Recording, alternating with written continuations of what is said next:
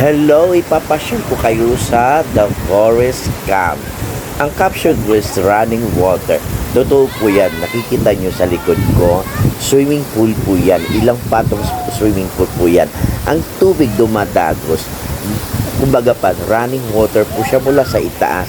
Hindi ko alam kung bundok ba nanggagaling ang tubig.